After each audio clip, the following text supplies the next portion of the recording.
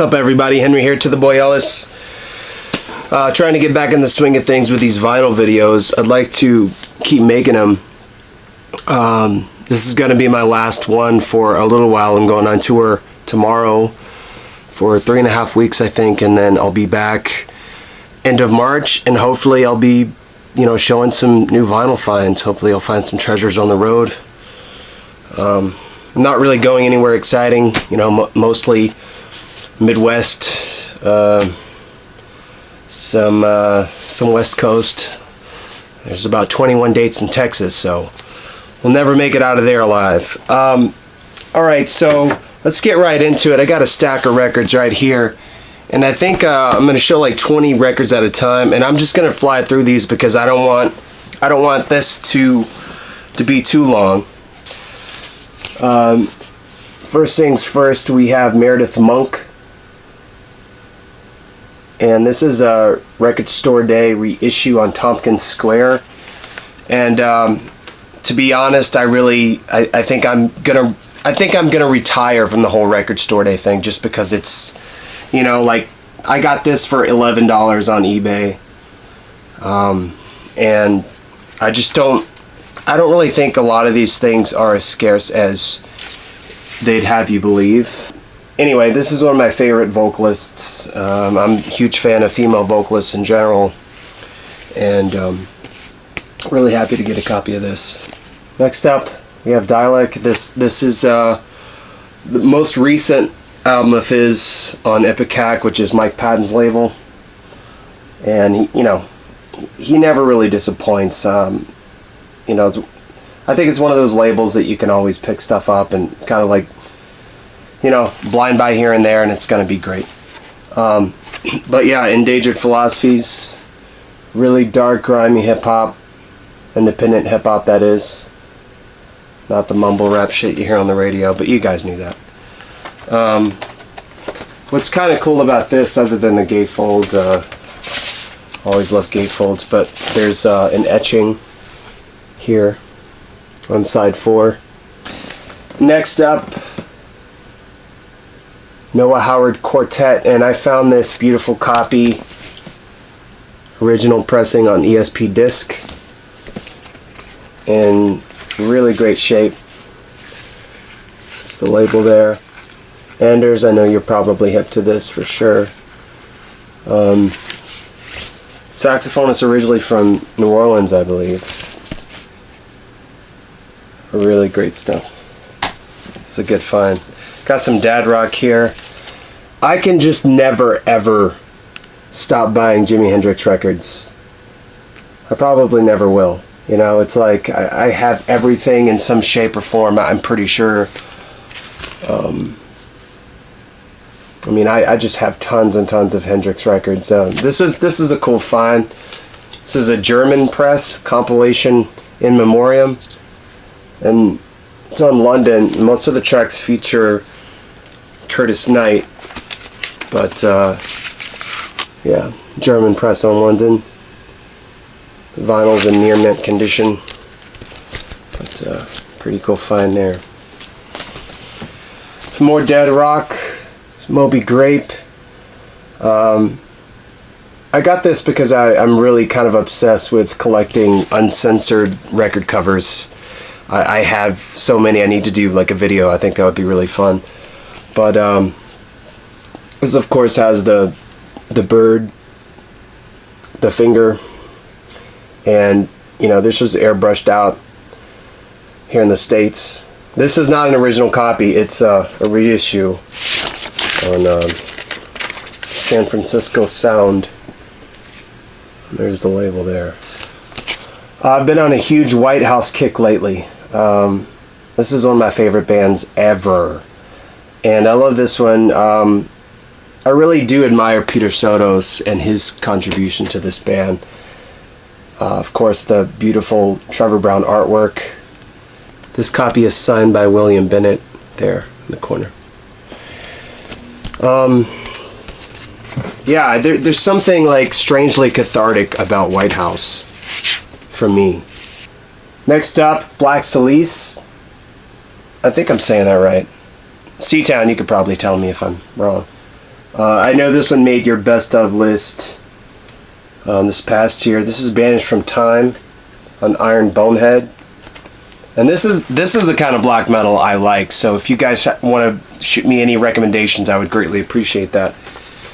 And this copy is on the blue vinyl. And the insert. And I think it comes with a poster. I just don't give a shit about posters. Like, is it just me? Am I being an asshole? I'm not gonna do anything with this. You know, like,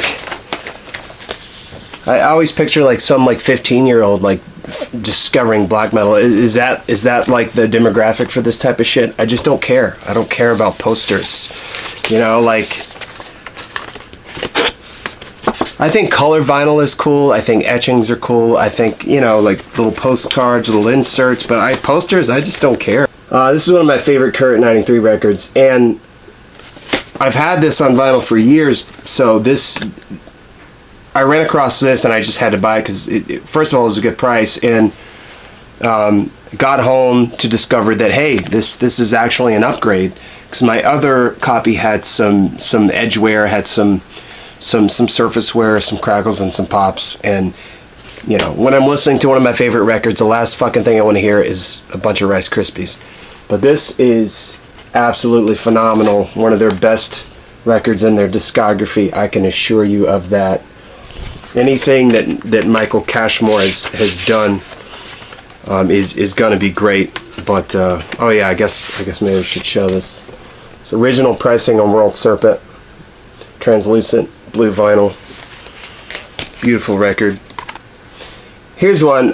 This is another recent reissue. I've had this on CD for a long time, and this is the Tauntauns with Michael Girard, of course, from Swans.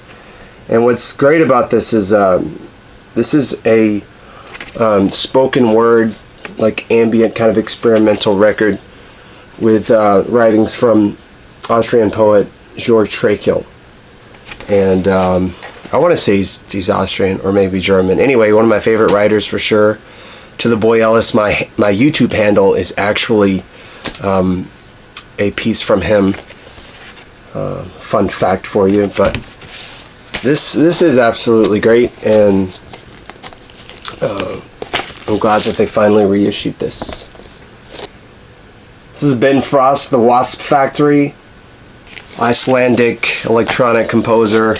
It's become one of my favorite composers in recent years, and this is absolutely astounding. This is a like opera of sorts. It's very dark, very disturbing, right up my alley. No insert, no frills, great stuff. Here's a compilation, just came out on the Numero group. Everybody's got a boner for this thing, and I don't blame them. This is like a comp of like proto-psych rock, hippie 60s fucking fuzzed out, drug-fueled madness. This is great, man. I mean, the artwork is just over the top. Comes with this really cool booklet. And yeah, you know, this makes me want to fucking drop some acid. And this is a bootleg for you. This is Black Sabbath, Steel City Schizophrenia. And this is the Lost King Biscuit Flower Hour Reels. This was bootleg, live bootleg from 1976. Right around the time of, I want to say, Technical Ecstasy, which was like, let me see, one of the only songs on here is from that album would be, Gypsy? I think, maybe. Anyway, pretty cool, and I think this album cover sums up what the 70s were all about. Here's a Japanese pressing, John and Paul, oh, there goes my fucking records. Got this for a good price. You know, anything with a Japanese obi strip, I'm kind of a sucker for that. Prestige label. This is William S. Burroughs. I'm a huge fan. This is Let Me Hang You, and these are selections from Naked Lunch. Some great players on here. Bill Frisell is one of them. And this is on this, like, they call it cream, burnt blood, bone splatter, color vinyl. And the artwork is just absolutely fantastic. And there's the Madman right there. Awesome. You can get this really cheap on Amazon. Third Eye Foundation, this is their first record, or his first record, I should say, Semtex. And this was most recently reissued. This is an original pressing that I found on Linda's Strange Day label. Linda's Strange Vacation. That's the name of the record label. But yeah, this band, I remember picking up CDs like in the early 2000s and just being blown away by this guy. His name is Matt Elliott, I believe. One guy, kind of like really dark and brooding electronic drum and bass, experimental kind of stuff, and doesn't really sound like too many artists in that genre, so I think you guys should really check this out. Might dig it. PISSGRAVE, Suicide Euphoria on Profound Lore. I know this has been out a couple years, but I just got hip to this band not too long ago. Really do enjoy this. This is right up my alley. Some Liquefied Remains there. Kick-ass fucking logo. These dudes don't look too happy. That's the kind of stuff I look for when it comes to like death metal, you know, old school like grind kind of crusty shit. Fun for the whole family, this one. PISSGRAVE. Run, do not walk to the record store to find this one. Some more metal for you. This is For the Rest. And I want to say I'm saying that right. I mean, I'm pretty sure that I am. I'm kind of like new to this band. I discovered this band the past year after hearing their first album on YouTube. Just kind of checking out some clips. The insert. This is a poster. Who cares? This is a French-Canadian melodic black metal band from Quebec. And great discovery, man. I'm really digging it. I wish you could find their other records, and I guess they're out of print, and hopefully they're going to be reissued at some point. Silver Jews, this is one I picked up yesterday at Atomic Records in beautiful Burbank. This is the record Bright Flight. This is one I didn't have on vinyl. I've had it on CD for years. And this has some of my favorite songs from Silver Jews. It's on Drag City. Most of their stuff is, or all of it, I want to say. Anyway, this band, David Berman, is essentially the main singer-songwriter, and just great, like, cynical lyricism. Country folk rock.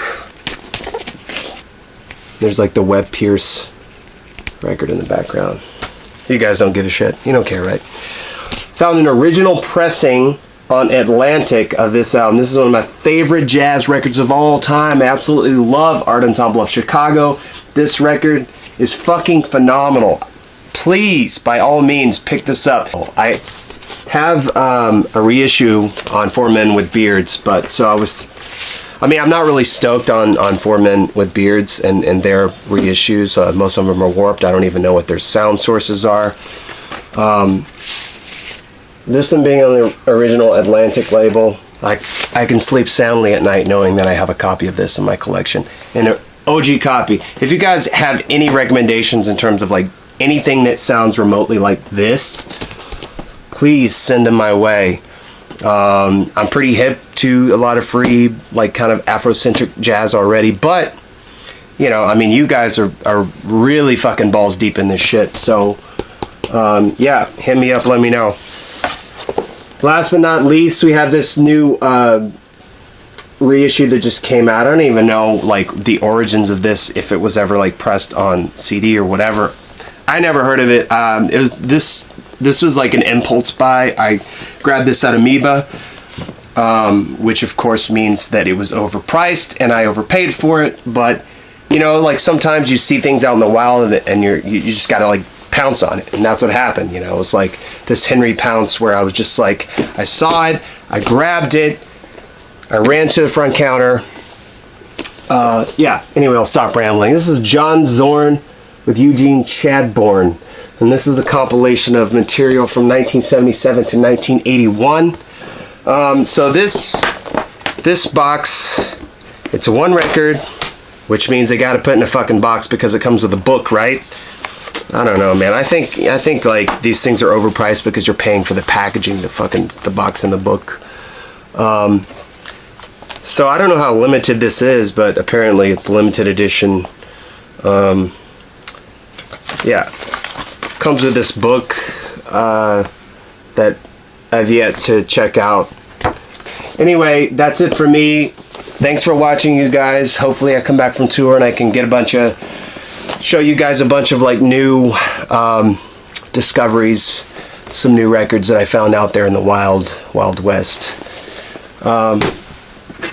Cheers, guys. See you next time.